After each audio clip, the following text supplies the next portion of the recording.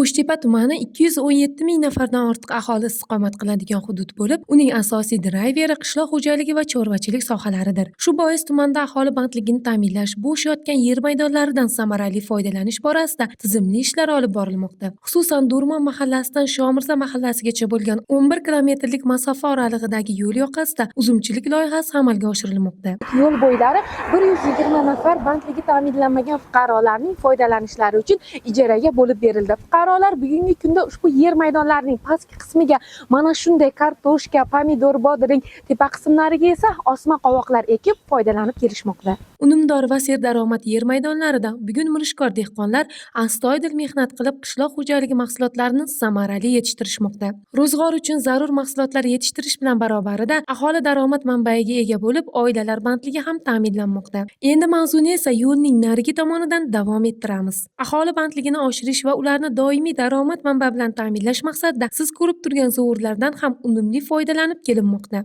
6 kilometrlik masofa bo'ylab yo'l yoqasidan o'tuvchi zovurlarda o'rdak boqish yo'lga qo'yilib, natijada 30 ta yangi ish o'rni yaratildi. Qo'shtepa tumanida bandlikni ta'minlash bo'yicha prezidentimizni chiqargan qaror farmonlar ijrosini bajarish maqsadida ko'p samarali ishlar olib borilmoqda. Xususan, Qo'shtepa tumanida Farg'ona katta kanalining 11 kilometr muhofaza hududida uzumchilik tashkil etildi. Bu yerda 120 dan ortiq fuqarolarimizga 10 sotikdan yerlar ajratilib, uzumchilik tashkil etildi. Hozir uzumlarning ichlariga pomidor, kartoshka va shunga o'xshash mahsulotlar bilan qo'shimcha daromadlar olishmoqda.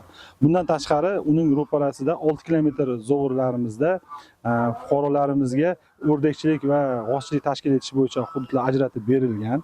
Bu hududlarda ham 26 ta fuqaroyimizga tadbirkorlikni boshlash uchun g'ozchilik va o'rdakchilik tashkil etish berilgan. Hozirgi kunda shuncha fuqarolarimiz yuqori daromadga olib bormoqda.